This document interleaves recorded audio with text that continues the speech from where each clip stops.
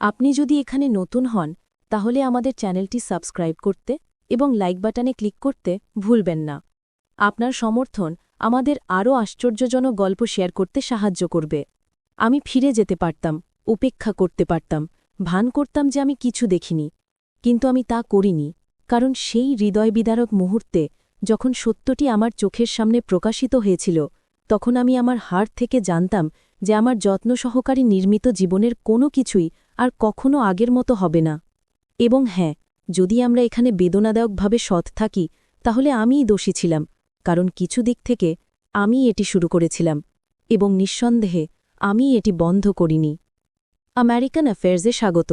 আজ আমাদের একটি সত্যি গল্প আছে, একই ছাদের নিচে ঘটে যাওয়া বিশ্বাসঘাতকতার বৃত্ত স্বীকারোক্তি, ঝাপসা রেখা, বিষাক্ত হয়ে ওঠা নীরবতা এবং নিয়ন্ত্রণের বাইরে বেড়ে যাওয়া আবেগ সম্পর্কে একটি গল্প। আমার স্বামী রিচার্ড কর্মক্ষেত্রে ছিলেন। ঘরটি প্রায়শই যেমন শান্ত ছিল। রিচার্ড একজন ভালো মানুষ ছিলেন, অন্তত আমাদের চারপাশের সবাই তাই বিশ্বাস করতেন, এবং সত্যি বলতে অনেক দিক থেকেই তারা ভুল ছিলেন না। তিনি আমাদের আর্থিকভাবে ভরণপোষণ করতেন। তার কর্মক্ষেত্রে তাকে সম্মান করা হতো। তিনি এমন একজন স্বামী ছিলেন যিনি পলিশ করা স্যুটের মতো নির্ভরযোগ্যতার চিত্র ধারণ করতেন, কিন্তু আমাদের বাড়ির দরজার পিছনে সেই পলিশ করা বাইরের অংশে একটি ভিন্ন ধরনের নীরবতা, শ্বাসরুদ্ধকর নীরবতা বাস করত।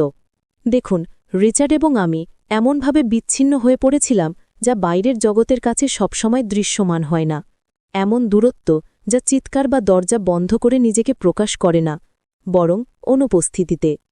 নিস্তব্ধ রাতের খাবার, যেখানে শব্দের অভাব থাকে, উপহার দিয়ে জন্মদিন স্মরণ করা হয় কিন্তু আত্মায় ভুলে যাওয়া হয়।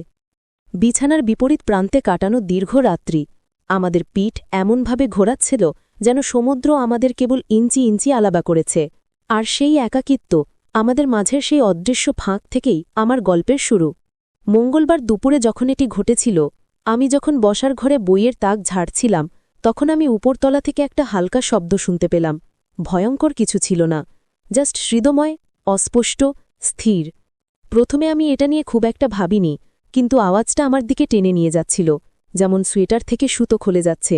আমি নিজেকে বললাম আমি হাস্যকর করছি, যে আমার কাজ শেষ করে এগিয়ে যাওয়া উচিত, কিন্তু আমার কৌতূহল ইতিমধ্যেই আন্দোলিত হয়ে গেছিল। এবং এমন একটি জীবনে যেখানে প্রত্যেক দিন আগের দিনের মতো নীরব পুনরাবৃত্তির মতো মনে হতো, কৌতূহল প্রায় বিপজ্জনক, প্রায় জীবন্ত মনে হতো। তাই আমার ভালো বিচারের বিরুদ্ধে আমি সিঁড়ি বেয়ে উঠলাম। আমি ল্যান্ডিংয়ে পৌঁছে থমে গেলাম।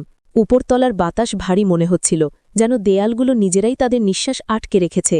আওয়াজ আরও স্পষ্ট হয়ে উঠল, আর শুধু অস্পষ্ট শব্দ নয়, বরং কিছু ইচ্ছাকৃত। আমার প্রথম প্রবৃত্তি ছিল পিছনে ফিরে তাকানো, ভান করা যে আমি কিছু শুনিনি, কিন্তু আমার ভেতরে এমন একটা শক্তি, যার নাম আমি বলতে পারছিলাম না, আমার পা এগিয়ে যেতে থাকল। আমি দরজার ঠিক বাইরে গেস্টরুমে গিয়ে থামলাম, যেটাকে আমি আর রিচার্ড অতিরিক্ত জায়গা বলতাম। এটা আর অতিরিক্ত ছিল না, এটা ঘরের অন্য কারো দখলে থাকা জায়গা হয়ে গেছিল। দরজাটা ছিল একটা হালকা জারো, একটার আলোর রেখা হলওয়েতে ছড়িয়ে পড়ল, ব্লেডের মতো পাতলা এবং ধারালো। আমার হাত ফ্রেমের উপর ঝুলে পড়ল, ভদ্রভাবে ধাক্কা দেওয়া মধ্যে আটকেছে এবং চুপচাপ সরে যাওয়া। কিন্তু আমি বেছে নেওয়ার আগেই আমি কিছু একটা দেখতে পেলাম, এমন কিছু যা আমার পেটে ঝাঁকুনি দিল। এটার শব্দ ছিল না, আমি যা দেখলাম তা হল একটা আভা, একটা প্রতিফলন, এবং তারপর পর্দায় শব্দের ঝলকানি। এমন কিছু শব্দ যা আমার জন্য ছিল না, এমন শব্দ যা কাঁচা, অন্তরঙ্গ এবং অস্পষ্ট। আমার হৃদয় আমার পাঁজরের ওপর আঘাত করছিল, আমার মুখ থেকে রক্ত ঝরছিল। আমি এমন কিছু আবিষ্কার করেছিলাম যা আমার দেখার কথা ছিল না। আর সেই মুহূর্তে আমি জানতাম যে এই বাড়িতে কিছু নেই, আমার বিবাহে কিছু নেই, আমার জীবনে কিছু নেই। সে আমাকে লক্ষ্য করল, তার মাথাটা কেঁপে উঠল, ভয়ে চোখ দুটো বড় হয়ে গেল। এক সেকেন্ডের জন্য নীরবতা আমাদের মধ্যে চাপা পড়ে গেল। আমার কিছু বলা উচিত ছিল, আমার উচিত ছিল হেসে উড়িয়ে দেওয়া, অথবা ক্ষমা চাওয়া, অথবা দরজা বন্ধ করে চলে যাওয়া, কিন্তু আমার শরীর আমার বিশ্বাসঘাতকতা করেছিল। আমি নিস্থর হয়ে গেলাম। তার মুখ লালচে হয়ে উঠল, রাগ, লজ্জা এবং ভয়ের মিশ্রণে। সে প্রমাণ ঢাকার জন্য যা পড়ছিল তা লুকানোর জন্য ঝোপে পড়ল, কিন্তু ক্ষতি ইতিমধ্যেই হয়ে গেছে। যখন আমাদের চোখ দুটো দেখা হলো, যেন ঝড়ের সাথে মুখোমুখি সংঘর্ষ। তার চোখের অপরাধ বোধ আমার মধ্যে বিভ্রান্তি প্রতিফলন ঘটাল, এবং এই সব কিছুর নিচে আরও একটি অবক্ত, বিপজ্জনক কিছু ছিল। আমরা কথা বলিনি, প্রথমে তো না। আমি বিড়বিড় করলাম, অগোছালো, অর্ধগঠিত একটা ক্ষমা প্রার্থনা যা ক্ষমা চাওয়ার মতো শোনাচ্ছিল না। আমার গলা কেঁপে উঠল, আমার গলা শুকিয়ে গেছিল, যেন আমি বালি গিলেছিলাম। সে উত্তর দেওয়ার চেষ্টা করেছিল, কিন্তু তার কথাগুলো জড়িয়ে গেল। যা বেরিয়ে এলো তা হলো অপ্রকাশ্য জিনিসটি ঢাকার জন্য একটি ভাঙা তোতলানো প্রচেষ্টা। তারপর যে নীরবতা ছিল তা সাধারণ নীরবতা ছিল না, এটা শান্তিপূর্ণ ছিল না, এটা চাপাপুরা, ঘন, শ্বাসরুদ্ধকর। অবশেষে যখন আমি ক্লোরওয়েতে ফিরে এলাম, আমার হাতের তালু ঠান্ডা দেয়ালে চেপে ধরলাম, তখন আমার শরীর কাঁপতে থাকল। আমার মন একসাথে ১০০টা দিকে ঘুরল। আমি কি করেছি? কেন আমি তাড়াতাড়ি চলে যাইনি? এবং কেন গভীরভাবে আমি এত নিশ্চিত ছিলাম যে যা ঘটেছে তা ঠিক ছিল না, একটা দুর্ঘটনা, কিন্তু এমন কিছুর শুরু যা আমাদের কারণ নিয়ন্ত্রণে ছিল না। সেই সন্ধ্যায় আমরা ডাইনিং টেবিলে একে অপরের মুখোমুখি বসেছিলাম। রিচার্ডের অনুপস্থিতি, একটি পরিচিত শূন্যতা। সে আবারও দেরিতে কাজ করছিল, তার অনন্ত রিপোর্ট এবং সংখ্যার মধ্যে চাপা পড়ে।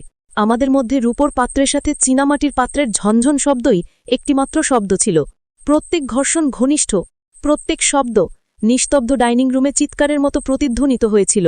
আমি আমার প্লেটের দিকে চোখ রেখেছিলাম, কিন্তু আমার দিকে তার দৃষ্টি অনুভব করছিলাম অনন্ত নয়, বরং ঝিকিমিকি, যেন সে বাতাস পরীক্ষা করছে, আমাকে পড়তে চেষ্টা করছে, দেখতে চেষ্টা করছে যে আমি প্রথমে কথা বলতে যাব কিনা। আমরা কোনোই বলিনি, আমরা নীরবে খেয়েছিলাম, কিন্তু এটা অপরিচিতদের নীরবতা ছিল না, এটা ছিল দুইজনের নীরবতা, যা একটি গোপন কথা বহন করে, যা বলার জন্য খুব ভারী। এবং সেই নীরবতার মধ্যে কিছু অপরিবর্তনীয় ইতিমধ্যেই শিকড় ভেদ করেছিল।